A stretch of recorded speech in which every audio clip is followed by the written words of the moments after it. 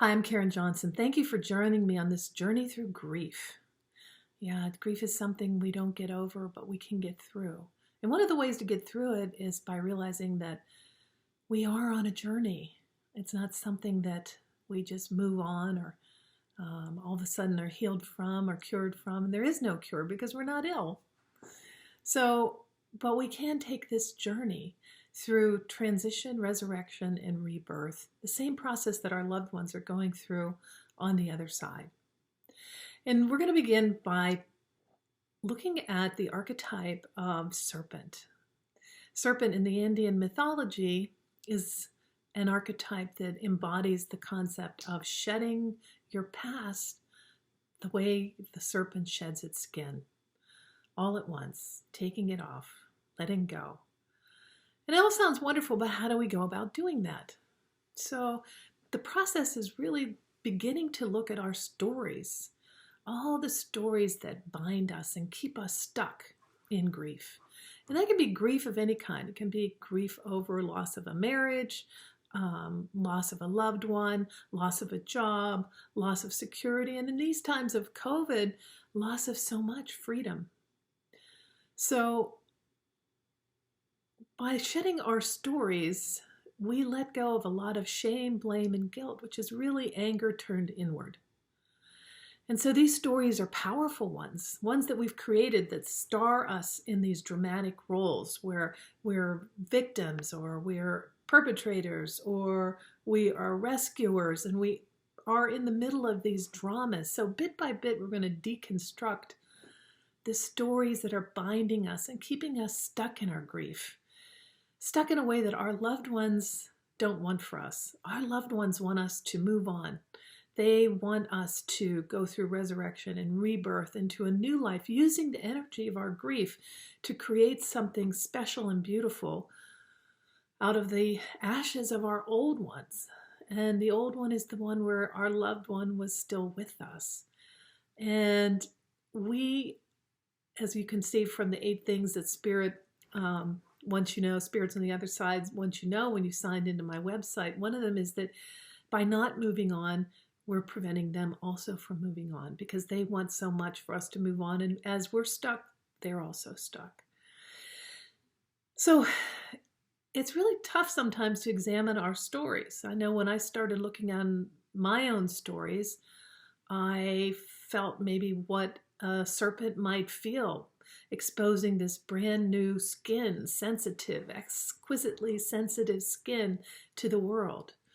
So it is a process, and we can go through it together. We will go through it together, and we get to look at everything that is binding us up and keeping us stuck. So the first thing we're going to begin with 16 practices. We're going to go all through the medicine wheel, but we're going to start with the South, and we're going to start with the very first practice of the South, and that is non-judgment. So I want to read you a little something here by Ram Dass that'll kind of get you in the mood, in the idea, in the concept of what non-judgment might be all about. So Ram Dass writes, when you go out into the woods and you look at trees, you see all these different trees. And some of them are bent, and some of them are straight, and some of them are evergreens, and some of them are whatever. And you look at the tree and you allow it. You see why it is the way it is.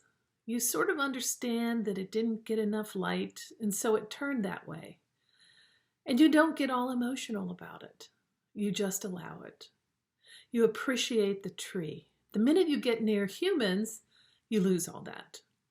And you are constantly saying, you're too this or I'm too that. That judging mind comes in. And so Ram Dass says, I practice turning people into trees, which means appreciating them just the way they are. Yeah. So imagine turning everyone that you know, everyone that's in your life, everyone that's around you and surrounds you and your loved one, your particular situation, and looking at them as though they were trees and recognize how they got that way and without judging them.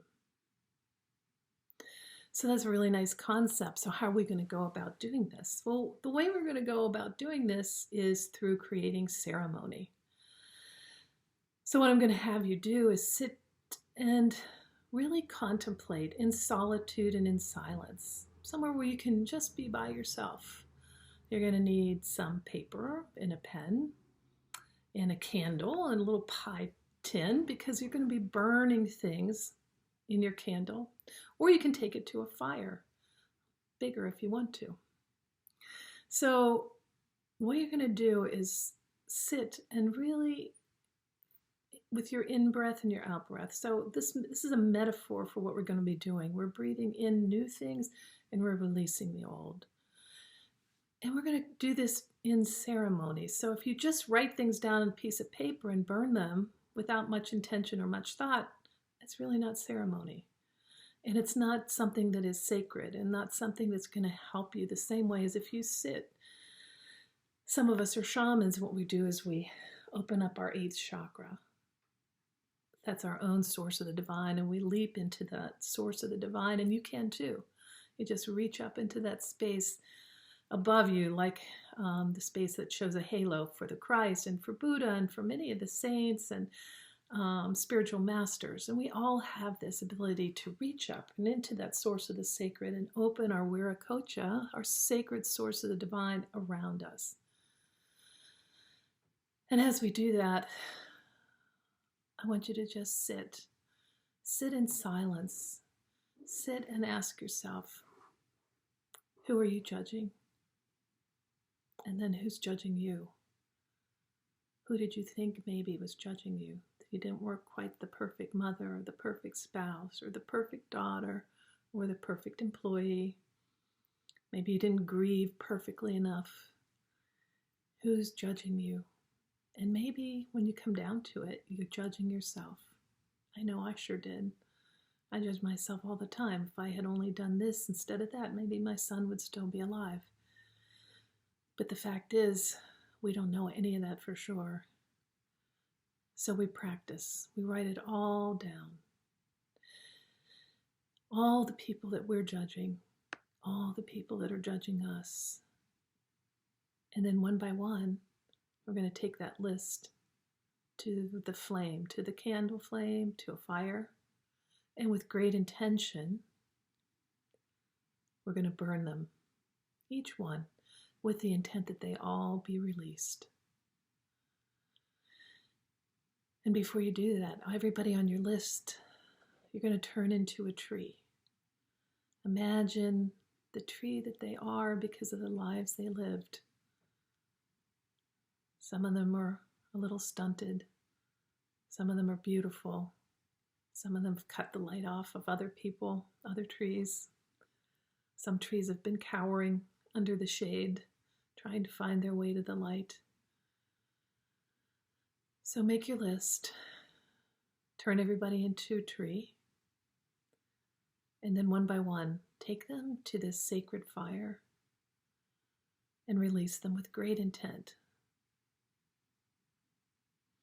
So in this way, you can be freed. You can become one more step toward being unstuck. Give it a try.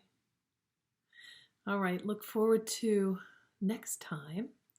And next time, we're going to be looking at the second practice in the South, part of the medicine wheel, and that is non-suffering.